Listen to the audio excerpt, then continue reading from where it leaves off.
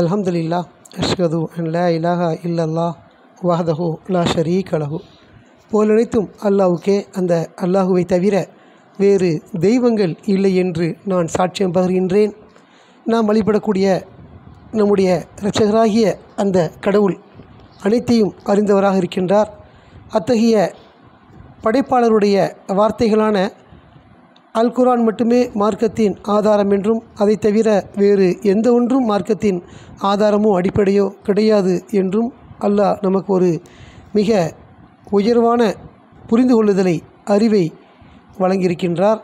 அல்ஹம்துலில்லாஹ். அந்த அடிப்படையில் நாம் அல்லாஹ்வுடைய வார்த்தைகள் மட்டுமே மார்க்கத்தின் ஆதாரமாக பின்பற்றக்கூடிய ஒரு சமூகமாக, மக்களாக இருந்து வருகின்றோம். அல்லாஹ் நம்மை அந்த வகையிலே மிகவும் சிறப்பானவர்களாக நம்மை அல்லாஹ் தேர்ந்தெடுத்திருக்கின்றார். அல்ஹம்துலில்லாஹ். அல்லாஹ்வுடைய அந்த வார்த்தைகளான அல் குர்ஆன் 114 அத்தியாயங்களை கொண்டதாக உள்ளது. 6346 வசனங்களை கொண்டதாக உள்ளது. அதில் நம்ம தொடர்ச்சி என்ன செய்கிறோம், சின்ன சின்ன சூறாக்கள் இருந்து பார்த்துக்கிட்டு வரோம். கடைசியாக சென்ற வாரங்கள் நம்ம 2 ஜும்மாக்களில் பார்த்தோம். 88வது அத்தியாயம் சூரா அல் காஷியா, மூழ்கடித்தல் அப்படிங்கிற ஒரு தலைப்புள்ள ஒரு சூறாவை பார்த்தோம். இன்றைக்கி அதுக்கு முந்தி இருக்கக்கூடிய ஒரு சூறா 87, மிகவும் மேலானவர், அல் அலா என்று சொல்லக்கூடிய ஒரு வாசகத்தை தலைப்பாக கொண்ட ஒரு சூறா. இந்த அல் அலா, மேலானவர் அப்படிங்கிற வார்த்தை வேறு எங்கே நம்ம பயன்படுத்துகிறோம்னா, ஒவ்வொரு தொழுகையிலையும் நாம் சுப்ஹான ரப்பியல் அலா அப்படிங்கிற வார்த்தையை சஜிதாவில் பயன்படுத்துகிறோம். சுப்ஹான ரப்பியல் அலா, அதாவது மேலான நம்முடைய இரட்சகரை நான் துதிக்கின்றேன் அப்படிங்கிற அர்த்தத்தை சொல்லக்கூடிய ஒரு வாசகமாக இருக்குது. அது குர்ஆனிலிருந்து உள்ள ஒரு வார்த்தையாக இருக்குது. அல் அலா, மேலானவர் அப்படின்னு. அல்லாஹ் அவரை பற்றி ஒரு தலைப்பை எங்கே வச்சு இங்கே ஒரு 19 வசனங்களை வச்சுருக்கிறாரு. நம்ம அதை இன்றைக்கி இன்ஷா அல்லாஹ் பார்ப்போம். கடவுளின் பெயரால் மிக்க அருளாளர், மிக்க கருணையாளர், மிகவும் மேலானவராகிய உம் இரட்சகரின் பெயரை துதிக்க வேண்டும் அப்படின்னு ஒரு கட்டளை அல்லாஹ் சொல்கிறார். மிகவும் மேலானவராகிய உம் இரட்சகரின் பெயரை துதிக்க வேண்டும். அப்போ அல்லாஹ்வுடைய பெயர் என்ன அப்படின்னா, அவருக்கு அழகிய பெயர்கள், திருநாமங்கள் இந்த குர்ஆனில் 400க்கும் மேலே இருக்கிறத நம்ம பார்க்குறோம். அல்லாஹ்வுடைய பேர் அர் ரஹ்மான்ங்கிறது அவருடைய பேராக இருக்குது. அர் ரஹீம் என்ன, இந்த மாதிரி நம்ம புகழ்பெற்ற எல்லா மக்களாலும் பயன்படுத்தக்கூடிய வார்த்தையாக இந்த வாசகங்கள் இருக்குது. இது இல்லாமல் அவருக்கு ஏராளமான பெயர்கள் இருக்குது. அந்த பெயர்கள் அவருடைய தன்மைகளை குறித்த பெயர்களாக இருக்குது. அவர் பார்ப்பவர் அப்படின்னா அல்லாஹு பசீர் அப்படின்னு நம்ம சொல்கிறோம். அல்லாஹ் அறிந்தவர், அவர் அலீம் அப்படின்னு நம்ம சொல்கிறோம்.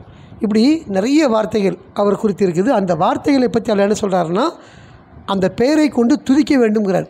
துதிங்க, நினைவு கூறுங்க அப்படிங்கிறார். இதெல்லாம் நம்முடைய ஆன்மாவுடைய வளர்ச்சிக்கு உரிய ஒன்றாக இருக்குது.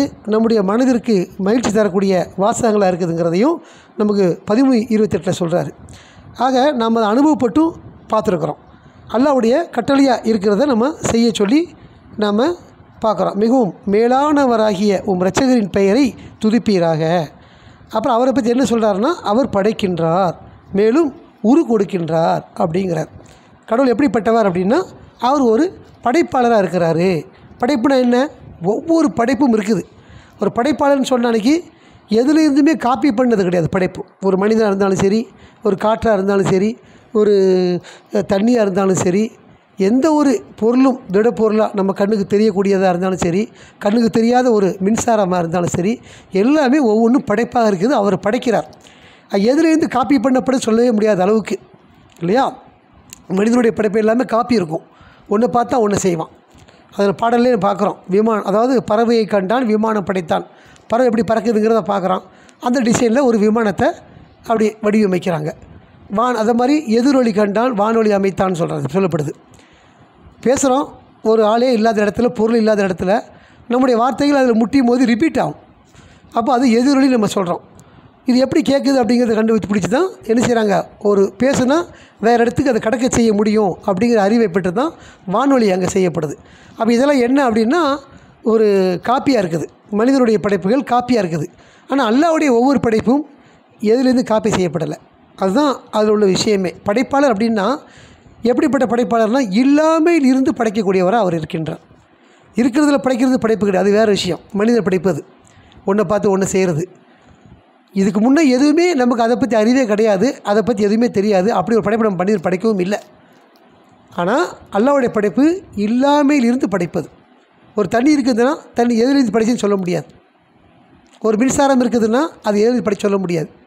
எல்லாமே புது புது வகையான படைப்புகளாக இருக்குது இல்லையா? மனித படைப்பாக இருந்தாலும் சரி, இந்த வான பூமியாக இருந்தாலும் சரி, ஒட்டுமொத்த அண்ட வெளியில் உள்ள அனைத்து படைப்பாக இருந்தாலும் சரி, எல்லாமே மனிதனுக்குள்ளே ஏராளமான உறுப்புகள் இருக்குது. அவைகளாக இருந்தாலும் சரி, எதுக்குமே ஒரு காப்பி கிடையாது, முன்னால் அது கிடையாது. இல்லாமல் இருந்து படைக்கக்கூடியவராக அவர் இருக்கின்றார். அப்போ அவரை பற்றி சொல்லும்போது என்ன சொல்கிறாரு? மிகவும் மேலானவராகிய உம் இரட்சகரின் பெயரை துதிப்பீராக அப்படின்னு சொல்லிட்டு அவர் படைக்கின்றார். எப்படி படைக்கிறாரு? இல்லாமல் இருந்து அவர் படைக்கின்றார். மேலும் அந்த படைத்த படைப்புக்கு உரு கொடுக்கின்றார்ங்கிறார். எல்லாமே ஒரே மாதிரி உருவம் இருக்கிறோமா? எவ்வளோ படைப்பு, எவ்வளோ வித்தியாசம் இருக்குது. நம்ம அணியக்கூடிய ஆடை அது ஒரு வடிவத்தில் இருக்குது. நம்ம அணியக்கூடிய அணிகலன்கள் ஒரு வடிவங்களில் இருக்குது. நம் மனிதனுடைய படைப்பு ஒரு வடிவத்தில் இருக்குது. நம்மை போன்ற முகம் மற்ற விலங்குகளுக்கு இருப்பதை பார்க்க முடியாது. நம்மை போன்ற அமைப்பு அதுக்கு இல்லை இல்லையா? விலங்குகளில் வால் உள்ள விலங்குகள் இருக்குது, வால் குறைவாக உள்ள விலங்குகள் இருக்குது. ஊர்ந்து செல்லக்கூடிய படைப்புகள் இருக்குது, பறந்து செல்லக்கூடிய படைப்புகள் இருக்குது, பூமிக்குள்ளே வாழக்கூடிய படைப்புகள் இருக்குது, பூமிக்கு வெளியே வாழக்கூடிய படைப்புகள் இருக்குது, நீருக்குள்ளே வாழக்கூடிய மீன்கள் இருக்குது. அந்தந்த படைப்பு அந்தந்த இடத்துல பொருத்தமாக வாழக்கூடிய இருக்கும். ஒரு மீன் தண்ணியில் மட்டும் வாழ முடியும், தரையில் ரொம்ப நேரம் வாழ முடியாது இல்லையா? அதே சமயத்தில் தண்ணியிலையும் தரையிலையும் வாழக்கூடிய ஆமைகள் இருக்குது, மண்ணுக்குள்ளேயும் மண்ணுக்கு மேலேயும் வாழக்கூடிய தவளைகள் இருக்குது. எவ்வளோ வித்தியாசமான படைப்புகள் எல்லாம் எப்படி அவர் வடிவமைச்சிருக்கிறார் பாரு. கோடான கோடி படைப்புகள் இருக்குது, ஒவ்வொரு வடிவமைக்கப்பட்டிருக்குது. அதை ஒரு வார்த்தையில் நான் சொல்கிறாரு, அவர் படைக்கின்றார், மேலும் உரு கொடுக்கின்றார். அதுக்காக வடிவத்தை கொடுக்குறார், உரு கொடுக்கின்றார், உருவத்தை கொடுக்கின்றார். அப்போ ஒரு புழுவை பார்க்குறோம், ஒரு பூச்சியை பார்க்குறோம், ஒரு பறவையை பார்க்குறோம், ஒரு நடக்கக்கூடிய கால்நடைகளை பார்க்குறோம். எவ்வளோ வித்தியாசமான படைப்புகளெல்லாம் படைக்கிறார். இது எல்லாத்தையும் என்ன சொல்கிறாருன்னா வடிவமைக்கப்பட்டிருக்குன்னு சொல்கிறார். ஒட்டகத்தினுடைய அமைப்பு வேறு மாதிரி இருக்குது, ஒரு மாட்டினுடைய அமைப்பு வேறு மாதிரி இருக்குது இல்லையா? ஒரு நாயினுடைய முகம் வேறு மாதிரி இருக்குது. இப்படி ஒவ்வொரு விலங்குகளின் வித்தியாசம் இருக்குது. பார்த்தோன்னே சொல்கிறோம் என்ன விலங்கு அப்படி சொல்கிறோமா இல்லையா? அப்படி ஒவ்வொருலேயும் வகை வகையாக படைச்சிருக்கிறார். நாயின்னு சொன்னால் எல்லாமே ஒரே மாதிரியான உலகம் முழுக்க நாய் கிடையாது. உலகம் முழுக்க வெவ்வேறு வகைகளான நாய்கள் இருக்குது, உலகம் முழுக்க வெவ்வேறு வகையான மாடுகள் இருக்குது. இப்படி ஒரு பொருள் எடுத்து யானையை கூட சரி, மிக பிரம்மாண்டமான ஒரு யானை இருக்குது. அந்த ஆப்பிரிக்க யானையை பார்த்தா அது வித்தியாசமாக தெரியுது. அதனுடைய காதுகள் மடங்கள்லாம் ரொம்ப விரிஞ்ச நிலையில் இருக்குது. அந்த யானையோட தன்மை வேறு மாதிரி இருக்குது. அந்த படைப்பு வடிவம் இந்தியாவில் வாழக்கூடிய யானை ஒரு டைப்பாக இருக்குது. ஆக ஆப்பிரிக்காவோட யானை இந்தியாவோட யானை ஒன்று போல் இல்லை, வித்தியாசம் இருக்குது. எப்படி ஆடுகள் நம்ம பார்க்குறோம், நாட்டு ஆடு காட்டு ஆடுன்னு பார்க்குறோம். சில ஆடுகளுக்கு எவ்வளோ பெரிய காது தொங்குது, சில ஆடுகளுக்கு பனிப்பிரதேசங்களில் வாழக்கூடிய ஆடுகளுக்கு எவ்வளவு அது ரோமங்கள் இருக்கிறத பார்க்குறோம். அந்த ரோமங்கள்லாம் எப்படி செதுக்கப்பட்டு எடுக்கப்பட்டு விற்பனைக்கு கம்பளி செய்யப்படுதுங்கிறத பார்க்குறோம். அந்தந்த தரைக்கு ஏற்ற மாதிரியான படைப்புகள் படைக்கிறார்.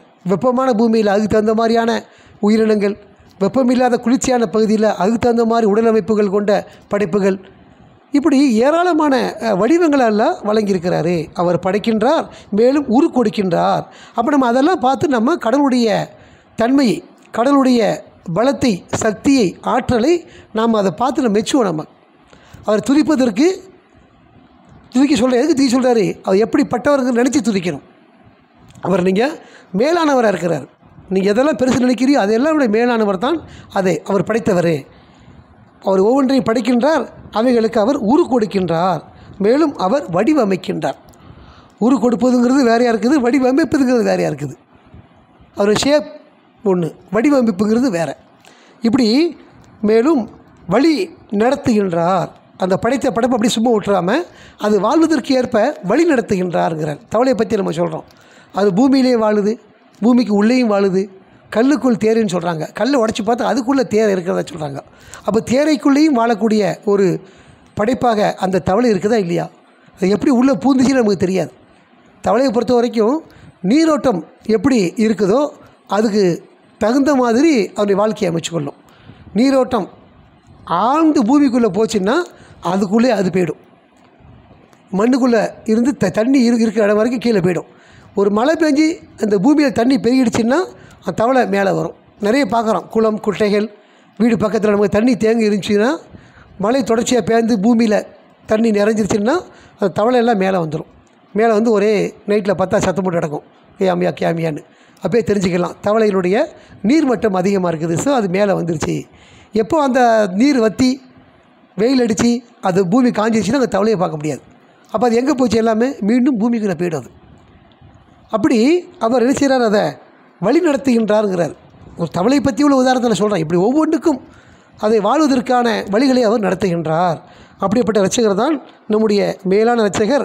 அவரை நாம் என்ன செய்யணும்? துதிக்க வேண்டும். அவருடைய பெயரை கூறி துதிக்க வேண்டும். அல்லாஹ் நம்ம நிறைய அதிகாலையில் பிரார்த்தனை பண்ணுறோம், அதிகாலையில் தியானிக்கிறோம், மாலையில் அல்லாஹ் சொல்கிற மாதிரி சூரிய அஸ்தமனத்திற்கு முன்னால் நாம் அவரை நினைவு கூறக்கூடியவங்களாக இருக்கிறோம். இன்னும் இரவு நேரங்களில் அல்லாஹ் கட்டளையிடுறாரு. அந்த நேரங்களில் குறிப்பிட்ட நேரங்களில் நாம் அவரை பெயரை கூறி தியானிக்கக்கூடியவர்களாக, துதிக்கக்கூடியவர்களாக, நினைவு கூறக்கூடியவர்களாக இருக்கிறோம். அல்லாஹ்வுடைய கட்டளையை இப்படி நம்ம செய்யக்கூடிய இருக்கும் பொழுது அவரை நாம் எப்பொழுதுமே சார்ந்திருந்து பிரார்த்தித்து கொண்டு இருக்கும்போது நாம் வழியில் வருவதற்கு எந்த விதமான வழியும் இல்லை, சாத்தியமில்லை. எப்பொழுதும் நாம் அவருடைய பாதையிலே நம்ம மென்மேலும் வழிநடத்தி செல்வாருங்கிறத நாம் அறிகிறோம். அடுத்து அல்லாஹ் சொல்கிறாரு 4வது வசனத்தில், மேய்ச்சல் நிலங்களை அவர் முளைப்பிக்கின்றார் அப்படிங்கிறார். மேய்ச்சல் நிலங்களை அவர் முளைப்பிக்கின்றார். நிலங்களையே அவர் முளைப்பிக்கன்னு சொல்கிறார். நாம் நிலத்தில் போடக்கூடிய பயிர்களை தான் பற்றி பேசிகிட்டு இருப்போம். ஒரு நிலத்தில் நம்ம விதையை போடுவோம், அதில் முளைப்பிச்சு வரும், அது வேறு.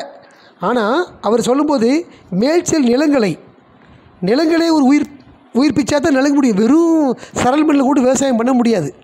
அப்போ அதில் என்ன வரணும்னா அந்த மேய்ச்சல் நிலங்களை அவர் முளைப்பிக்கின்றார். நிலங்களே முளைப்பிக்கக்கூடிய ஒன்றா இருக்குது. அந்த முளைப்பித்த நிலங்களில் நாம் விதை போட்டோம்னா மீண்டும் அது முளைப்பிக்கக்கூடிய ஒரு பயிராக மாறுகிறது. அப்போது எல்லா நிலங்கள்லையும் எல்லா விவசாயம் செய்ய முடியாது. அது முளைப்பிப்பதற்கான சந்தர்ப்பத்தை, விஷயத்தை எல்லாம் அங்கே ஏற்படுத்துகிறேங்கிறத சொல்கிறார்.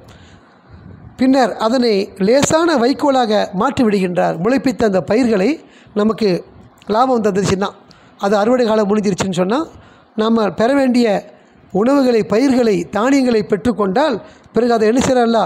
மஞ்சள் நிறமாக மாற்றி காஞ்சி போன சருகளாக, வைக்கோலாக மாற்றி விடுகின்றார்.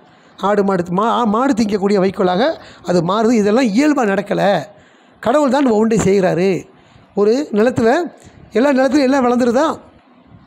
பாலைவனத்தில் வளரக்கூடிய பேரிச்சை மரங்கள் ஈரமான பகுதியில் வளராது இல்லையா? குளிர் பிரதேசத்தில் உள்ள வளரக்கூடிய ஆப்பிள் அல்லது ஒரு செரி, ஸ்ட்ராபெரி, இந்த மாதிரி பனி பிரதேசங்களில் வளரக்கூடிய அந்த பழங்கள் ஒரு வெயில் இடத்துல வளருமான்னா அது சாத்தியக்கூறு கம்மி. ரொம்ப அதிகமான முயற்சி எடுத்து மருந்துகளுக்கு செலுத்தி செய்யக்கூடிய விஷயங்கிறது வேறு, இயல்பியாக கிடைக்கக்கூடிய விவசாயங்கிறது வேறு. அப்போ அந்த வித்தியாசங்கள் இருக்குதா இல்லையா? இடத்த பொறுத்து அந்த விளைச்சல்கள் மாறுது. இதெல்லாம் யார் செய்கிறான்னா கடவுள் தான் செய்கிறார். ஆப்பிள் அங்கே வளருது, இங்கேயே வளர முடியாதுன்னா அது மனித சக்தி உட்படுத்தது இல்லை, கடவுள் அதை செய்கிறார். பின்னர் நாம் முதல்ல லேசான வைக்கோலாக மாற்றி விடுகின்றார். இப்படி ஒவ்வொன்றையும் செய்யக்கூடியவராக கடவுள் தான் இருக்கின்றார் அப்படிங்கிறத இந்த 5வது வசனத்தை சொல்கிறாரு. நம்ம தொடர்ச்சியாக அடுத்த வசனங்களை பார்ப்போம். தூபு இலல்லாஹ். அல்ஹம்துலில்லாஹ் அஷ்ஹது அன் லா இலாஹா இல்லல்லாஹ் வஹதஹு லா ஷரீக லஹு. புகழ் அனைத்தும் அல்லாஹுக்கே, அந்த அல்லாஹுவை தவிர வேறு தெய்வங்கள் இல்லை என்று நான் சாட்சியம் பெறுகின்றேன். நாம் வழிபடக்கூடிய அந்த இரட்சகர் மகத்தானவர், உயர்வானவர், தேவைகள் அற்றவர், பரிபூர்ணமானவர், ஒவ்வொன்றையும் படைத்தவர், ஒவ்வொன்றையும் தன்னுடைய கட்டுப்பாட்டில் வைத்திருப்பவர். அத்தகைய இரட்சகரை இங்கே நாம் வழிபடுவதற்காக, அவரை நாம் புகழ்வதற்காக, அவரை நாம் நினைவு கூறுவதற்காக, அவரை துதித்து போற்றுவதற்காக இந்த ஜும்மாவுடைய 2வது பகுதியிலே அமர்ந்திருக்கின்றோம். மாஷா அல்லா, லா குவத்தை இல்லா பில்லா, அல்ஹம்துலில்லா. அல்லாஹ்வுடைய வார்த்தைகளான வளமான வார்த்தைகள் ஒவ்வொரு முறையும் படிக்கும் பொழுது நமக்கு வெவ்வேறு சரியான வழிகாட்டுதல்களை மென்மேலும் நமக்கு வழிகாட்டுகின்றது. ஏனென்றால் அல்லாஹ்வுடைய வார்த்தைகள் வளமான வார்த்தைகளாக இருக்கின்றது, காலத்திற்கு ஏற்ப வழிகாட்டுகிறது. நம்முடைய அறிவை அது பெருக்குகின்றது, நம்முடைய பக்தியை அது கூட்டுகின்றது. அல்ஹம்துலில்லா. அத்தகைய வார்த்தைகளான அல் குர்ஆன் நம்ம சூரா 87ல் 5 வசனங்கள் பார்த்துருக்குறோம். தொடர்ச்சியாக 6வது வசனம், அவுது பில்லாஹி மினஷ் ஷைத்தானிர் ரஜீம். நாம் உமக்கு ஓதி காட்டுவோம் மறந்து விடாதீர் சொல்கிறார். அல்லாஹ் நமக்கு இந்த வேதத்தை ஓதி காட்டுவேன்னு சொல்கிறார். அல்லாஹ் ஒரு தூதர் மூலமாக நமக்கு வழங்கியிருக்கிறாரு, ஓதி காட்டியிருக்கிறாரு. அதை மறந்து விடாதீன்னு சொல்கிறார். மறக்கக்கூடாதுங்கிற நினைப்பு நமக்கு இருக்கணும். மறக்கிறது மறக்காமல் இருக்கிறதெல்லாம் இயல்பாக நமக்குள்ளே நடக்குது. எவ்வளோ வசனங்கள் இருக்குது, 6346. அதில் நமக்கு எவ்வளோ தெரியும்? அதில் முழுசாக தெரிஞ்சிட்டோம்னா இல்லை, ரொம்ப சுலபமாக தான் தெரிஞ்சு வச்சுருக்கிறோம் மறக்காமல் இருக்கிறதுன்னு சொல்லி. நாம் அதுக்கான முயற்சி செய்யணும். மறவாதீர் அப்படின்னா திரும்ப திரும்ப நம்ம பார்ப்பதன் மூலமாக, படிப்பதன் மூலமாக, அதை கேட்பதன் மூலமாக நாம் அதை மறக்காமல் இருக்க முடியும். சின்ன சின்ன பிள்ளைகள்லாம் கூட அதை ஓதி மறக்காமல் சொல்கிற அளவுக்கு, ஒரு வசனத்தை சொன்னால் அதை சொல்லக்கூடிய அளவுக்கு இன்றைக்கி பயிற்சியில் இருக்கிறாங்க. அப்போ நாம் நம்முடைய காலத்தை நேரத்தை என்ன செய்கிறோம்? அதில் பயன்படுத்தாமல் வெவ்வேறு வழிகளில் பயன்படுத்தி நம்முடைய நேரத்தை வீணாக்கிட்டு இருக்கிறோம். அல்லாஹ் என்ன கட்டளை இடுகின்றாரோ அதுக்கு பயன்படுத்தினா நம்முடைய ஆன்மாவுக்கு அது நல்லது, மறுமைக்கு மீட்சியாக அது நமக்கு அமையும். ஆனால் அந்த உலகத்தில் போயிட்டு நம்ம பெருந்தவறு பண்ணிட்டு வந்தோமே, ரொம்ப காலமாக நம்ம அல்லாஹ்வுடைய கட்டளை ஏற்றுக்கொள்ளாமல் சொற்பமாக செஞ்சோமேன்னா வருத்தப்படாத அளவுக்கு மிகவும் உயர்வான மேலான சொர்க்கம் அடையணும்னா அது தகுந்த மாதிரி நம்முடைய அமல்கள் இங்கே இருக்கணும், செயல்பாடு இருக்கணும். கொஞ்சம் அமல் செஞ்சு யாருமே நம்ம ஒரு சின்ன சொல் கிடைச்சாலும் போது நினைக்கவே மாட்டோம். ஆசைப்பட வேண்டும் நல்லா சொல்கிறார். ஆசை மிகு எண்ணங்களால் அவர்கள் அதையும் அடையவில்லைன்னு சொல்கிறாரா. சொர்க்கத்தை அடையணும்னா நமக்கு விருப்பப்படணும், ஆசைப்படணும். அந்த ஆசை இருந்தால் தான் இங்கே நம்ம செயல்பாடு செய்வோம். அப்படி அல்லாஹ் அங்கே சொல்லும்போது நாம் உமக்கு ஓதி காட்டுவோம் மறந்து விடாதீர். மறக்கக்கூடாதுன்னா திரும்ப திரும்ப நம்ம பார்க்கக்கூடியவங்களா படிக்கக்கூடியவங்களா இருக்கணும் அப்படிங்கிறத பார்க்குறோம். ஒவ்வொன்றும் கடவுளின் நாட்டத்திற்கு ஒப்பவே உள்ளது. அறிவிக்கப்பட்டவற்றையும் மேலும் மறைத்து வைக்கப்பட்டவற்றையும் அவர் அறிகின்றார். எல்லா விஷயமுமே அல்லாஹ்வுடைய நாட்டத்திற்கு ஒப்ப தான் உள்ளது. எதுவுமே அதில் மாறாது. யாருமே எதுக்குமே இதில் அல்லாஹ் ஒரு காரணமாக ஆக்குறாரே தவிர, குறிப்பிட்ட ஒரு தப்பு நடக்குதுன்னா அது ஒரு நபர் அல்ல காரணமாக்குறாரே தவிர, ஏற்கனவே அது திட்டமிட்டப்பட்டது தான். ஒரு பெரும் நஷ்டம் வருது, ஒரு தவறு நடக்குது, அது ஒரு ஆள் காரணமாக இருக்கிறான்னா அவனுடைய ஆன்மானுடைய தன்மை அப்படியா இருக்குது, அதுக்கு அவனை நல்ல காரணமாக்குறார். எவ்வளோ மனிதர்கள் இருக்கிறாங்கல்ல ஒரு உலகத்தில், ஒரு கம்பெனியாக இருக்கட்டும், ஒரு பெரும் நஷ்டத்துக்கு ஒருத்தன் காரணமாக இருக்கிறான் அப்படின்னா அவனையும் எல்லாம் தேர்ந்தெடுத்தார், அவன் அதுக்கு தகுதியான இருக்கிறான். அதை நம்ம அந்த இடத்துல நம்ம விளங்கிடணும். ஆக ஒவ்வொன்றும் கடவுளின் நாட்டத்திற்கு ஒப்பவே உள்ளது. எந்த ஒரு நிகழ்வும் நடந்துவிட்டு முடிஞ்சிருச்சுன்னா அது கடவுள் நாட்டத்திற்கு ஒப்பத்தான தவிர நம்மளால் எதுவுமே மாற்றி டிசைன் பண்ண முடியாது, மாற்றி நடக்க செய்ய முடியாது அப்படிங்கிறத நம்ம உறுதியாக புரிஞ்சுக்கிடணும். அப்போது அறிவிக்கப்பட்டவற்றையும் மேலும் மறைத்து வைக்கப்பட்டவற்றையும் அவர் அறிகின்றார். நம்மளை பொறுத்த வரைக்கும் எதை நீங்கள் அறிவித்தாலும் சரி, மறைச்சி வச்சாலும் சரி, எல்லாத்தையுமே அவர் அறியக்கூடிய ஒருவர் இருக்கிறார். ஏன்னா அவர் தான் நம்முடைய படைப்பாளர். நாம் எதில் ஸ்டோர் பண்ணி வச்சுருக்கிறோம்? நம்முடைய பிரெயினில் வச்சுருப்போம், மனசில் வச்சுருக்கோம் வைக்கவேன். அப்போ அதெல்லாம் அவருக்கு தெரியாமல் இருக்குமா? ஏன்னா அந்த உள்ளத்தையும் அந்த மூளையும் எங்கே நீ மறைச்சி வைக்க நாடுறியோ அதை நீ படைத்தவராக அவர் இருக்கின்றார். அவர் படைத்த உறுப்புக்குள்ளே அந்த விஷயங்கள் அவருக்கு தெரியாமல் இருக்குமா? தெரியும். ஆக அப்படிப்பட்டவர் தான் நம்முடைய இரட்சகராக இருக்கிறார். எந்த ஒன்றையும் நாம் அவர்கிட்ட மறைக்க முடியாது அப்படிங்கிறத தன்மையில் உள்ள ஒரு விஷயமா இருக்குது. மிகவும் இலகுவான பாதையில் உம்மை நாம் செலுத்துவோம் அப்படிங்கிறார். நம்ம அல்லாஹ் எந்த பாதையை தேர்ந்தெடுக்க சொல்கிறார், தேர்ந்தெடுத்து விட்டால் அது இலகுவான பாதையாக அல்லாஹ் நமக்கு ஆக்குவார். மிகவும் இலகுவான பாதையில் உம்மை நாம் செலுத்துவோம் சொல்கிறார். அல்லாஹ் கடினமான பாதையை தேர்ந்தெடுக்க வேண்டும் சொல்கிறார். நாம் தேர்ந்தெடுக்கக்கூடிய அந்த பாதை தான் கடினம் நல்லா சொல்கிறார் தவிர, தேர்ந்தெடுத்து விட்டால் என்ன சொல்கிறாரு? மிகவும் இலகுவான பாதையில் உம்மை நாம் செலுத்துவோம். எனவே நீர் நெய்வூட்ட வேண்டும், ஒரு வேளை அந்நினைவூட்டல் பயனளிக்கக்கூடும் அப்படிங்கிறார். அதனால் நம்ம என்ன செய்யணும்? நினைவூட்ட வேண்டுங்கிறார். இலகுவான பாதையில் உம்மை நாம் செலுத்துவோம். எனவே நீர் நினைவூட்ட வேண்டும். கடவுளை பற்றி நாம் மக்களுக்கு சொல்லிக்கிட்டே இருக்கணும்.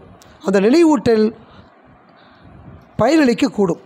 அதாவது அவங்க பயன் தரும் அப்படி நினச்சி மட்டும் எதிர்பார்த்து செய்யக்கூடாது. அது பயன் தருதோ பயன் தரலையோ நாம் செய்ய வேண்டிய வேலை நினைவு கூறப்பட்டு கொண்டே இருக்க வேண்டும். கடவுள் ஒருவர் தான், அவர்தான் வழிபாட்டுக்குரியவர், அவரை தவிர வேறு தெய்வம் இல்லை, அவர்தான் நம்முடைய படைப்பாளராக இருக்கின்றார், அவர் இந்த உலகையும் மறு உலகையும் படைத்திருக்கின்றார். நமக்கு இன்னொரு வாழ்வு இருக்குது, அந்த வாழ்வு தான் நமக்கு ஒரு நிரந்தரமான வாழ்வாக இருக்கின்றது.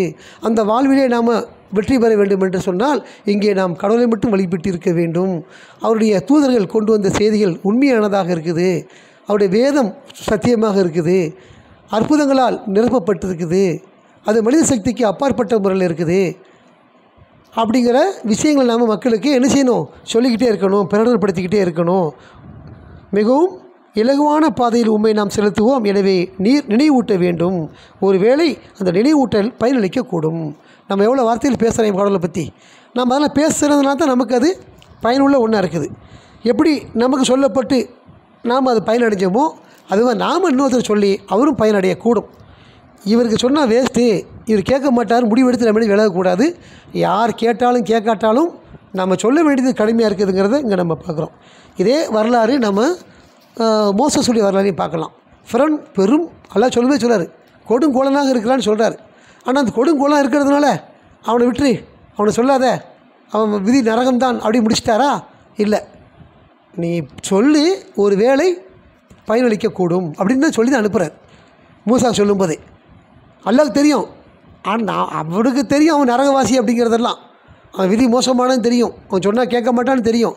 அது மேட்ரு இல்லை. நீங்கள் என்ன செய்ய வேண்டும்ங்கிறது தான் அல்லாஹ் சொல்கிறார். உன்னுடைய கடமை சொல்கிறது கடமை. அவன் கேட்குறான் கேட்காம போகிறான் அதெல்லாம் உனக்கு தேவை கிடையாது. அவன் நரகவாசின்னே நமக்கு அல்லாஹ்வுக்கு தெரியும். தெரிஞ்சும் அப்படி தானே சொன்னார், ஒருவேளை அது பயனளிக்கக்கூடும். அதைத்தான் இங்கேயும் எல்லாம் சொல்கிறாரு. எனவே நீர் நினைவூட்ட வேண்டும். ஒரு வேளை அந்த நினைவூட்டல் பயனளிக்கக்கூடும். நமக்கு அந்த நிலை மட்டும்தான் இருக்கணும். ஒரு வேளை வேலை செய்யும், ஒரு வேளை ஏற்றுக்கொள்வான், ஒரு வேளை சரியாயிடுவான். அந்த நினைப்பில் தான் நம்ம பிரச்சாரம் பண்ணணுமே தவிர ஒருபோது நாம் என்ன செஞ்சிடக்கூடாது, சளிப்படைந்து விடக்கூடாது. இவெல்லாம் ரொம்ப கொடுமைக்காரனாக இருக்கான், நிறைய கொலை பண்ணவனாக இருக்கான், இல்லை இந்த செய்தி போய் சேர்றதுக்கு வாய்ப்பு இல்லை, நம்மளே முடிவெடுக்கக்கூடாது. ஏன்னா அல்லாஹ் நமக்கு அப்படி சொல்லித்தரல, அப்படி கட்டித்தரல.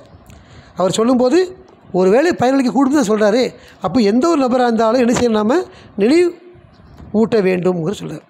கடவுளை பற்றி நினைவூட்ட வேண்டும். கடவுள் ஒருத்தர் இருக்கிறாரு, அவர் நம்முடைய படைப்பாளராக இருக்கிறாரு, அவர் தான் நமக்கு வழங்குகின்றார், அவர் தான் நம்மை வாழ வைக்கின்றார், அவர் தான் நம்மளை மரணத்தில் ஆழ்த்த போகிறாரு, அவர் தான் நம்மை மீண்டும் உயிர்ப்பிக்க போகிறாரு. அத்தகைய இரட்சகரை நீங்கள் வழிபட வேண்டும் அப்படிங்கிற பிரச்சாரத்தை நாம் நினைவுகூற வேண்டும். மக்கள் மத்தியில் பக்தியுடையவர்கள் கவனத்தில் எடுத்துக்கொள்வார்கள். இந்த விஷயத்தை சொன்னாலே பக்தி உள்ளவங்க, கடவுள் மேலே பக்தி உள்ளவங்க அதை கவனத்தில் எடுத்துக்கொள்வாங்க. ஏற்கனவே தேடிட்டு இருப்பான், தவறான கொள்கையில் இருப்பான், தவறான பாதையில் இருப்பாங்க, வழிபாடு சரி இருக்காது. ஆனால் கடவுள் ஒரு விஷயத்தை தேடிக்கிட்டு இருப்பான். அவன் இருக்கக்கூடிய கொள்கையில் சந்தேகத்தை இருந்துகிட்டு இருப்பான். நிறைய விஷயம் சரியில்லை. அந்த தேடுதல் உள்ளவனுக்கு கடவுள் மட்டும் அப்படிங்கிற விஷயம் போய் சேர்ந்துச்சுன்னா பக்தி உள்ளவர்கள் கவனத்தில் எடுத்துக்கொள்வார்கள், தீயவர்கள் அதனை தவிர்த்து விடுவார்கள். ஆனால் எவன் தீயவன் எவன் கெட்டவன் எப்போ எவனவா இருப்பான் நமக்கு தெரியாது. நல்லவனாக இருக்கிறவன் கெட்டவனாக மாற வாய்ப்பு இருக்குது, கெட்டவனாக இருக்கிறவன் நல்லவனாக மாற வாய்ப்பு இருக்குது.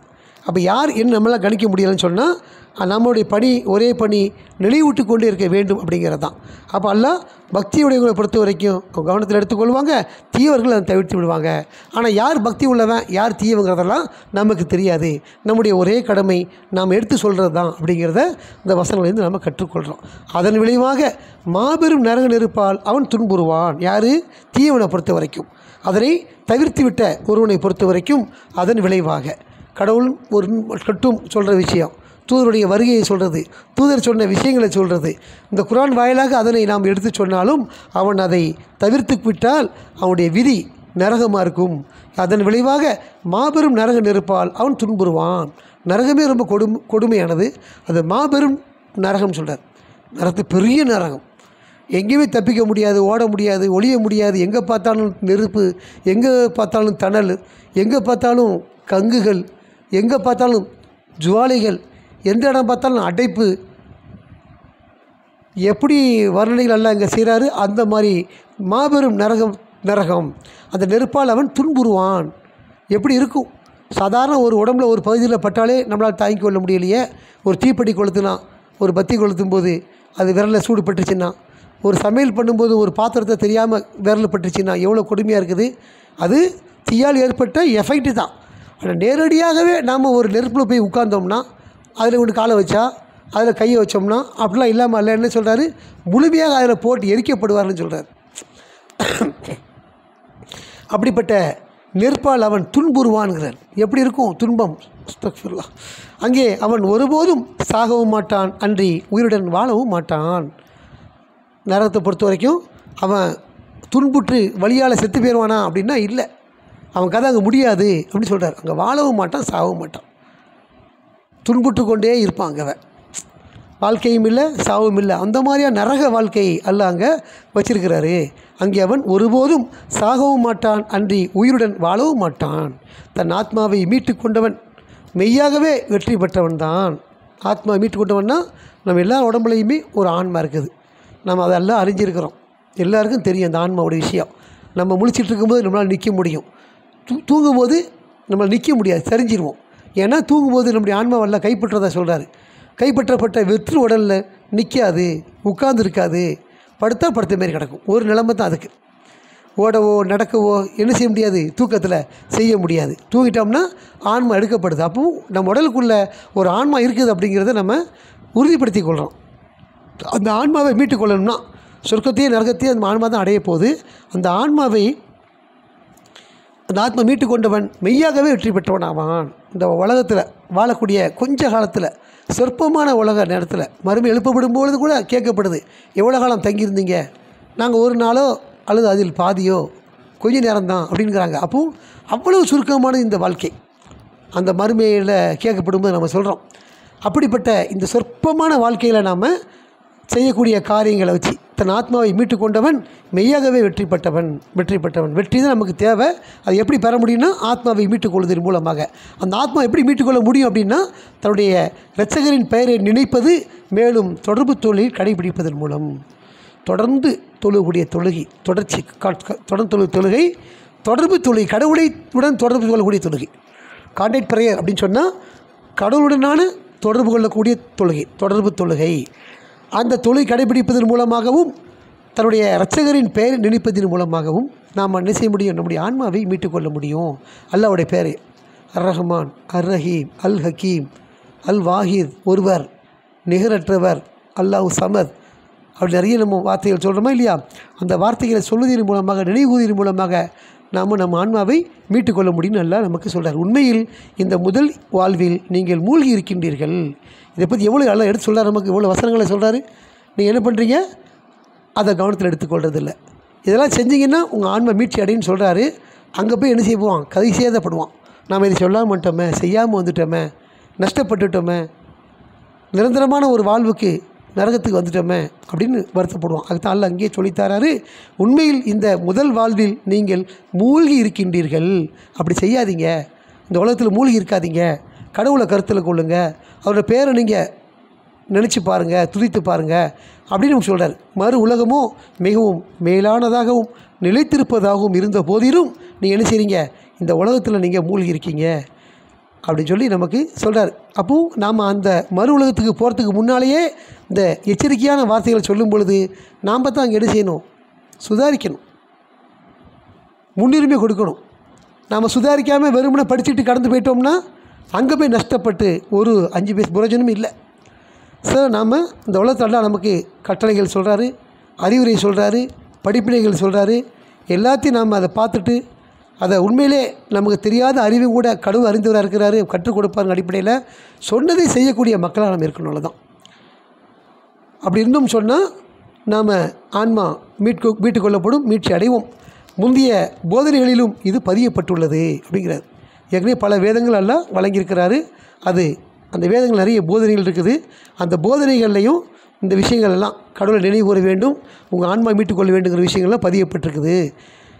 சாம்பிள் அல்லாஹ் சொல்லும்போது ஆபிரகாம் மற்றும் மோசஸின் போதனைகளிலும் சொல்கிறார். நமக்கு சமீபத்தில் முன்னையால் வாழ்ந்த தூதர்களுக்கு வழங்கப்பட்ட வேதங்களில் அந்த போதனைகள் இருக்குது அப்படிங்கிறத இங்கே அல்லாஹ் நமக்கு சொல்லித்தராரு. ஆக இந்த சூறாவில் ஒரு மேலானவர் அப்படிங்கிற விஷயத்தை நம்ம பார்க்குறோம். அதே மாதிரி மேலான மறு உலகமும் மிகவும் மேலானதுன்னு சொல்கிறார். இந்த உலகத்தை விட எப்படி கடவுள் மிகவும் மேலானவராக இருக்கிறாரோ அதே மாதிரி அவர் படைக்கக்கூடிய அந்த மறு உலகமும் மிக மேலானது. அந்த மேலான உலகத்திற்கு நம்மளை நாம் தயார் செய்து கொள்ளணும் அப்படிங்கிறது தான் இந்த குரான் நம்ம படிக்கிறோம், இந்த சூறா நம்ம படிக்கிறோம். நாம் எதை படித்தோமோ அதை நாம் மனசில் இருத்தி நமக்கு நினைவு கூறி அப்படி வாழக்கூடிய மக்களாக இருப்பதற்கும் அல்லாஹ் தான் நமக்கு அருளும் கிருபையும் செய்யணும். அத்தகைய நல்ல மக்களாக அல்லாஹ் நம்மளை ஆக்கி வைப்பாராக என பிரார்த்தித்தவனாக இந்த ஜும்மாவை நிறைவு செய்வோம். வார்த்தையின் போல் நினைத்தும் அல்லாஹ்வுக்கே மாஷா அல்லாஹ், லா குவத்தை இல்லா பில்லா, அல்ஹம்துலில்லாஹ், ஹக்கீமுஸ்ஸலாம்.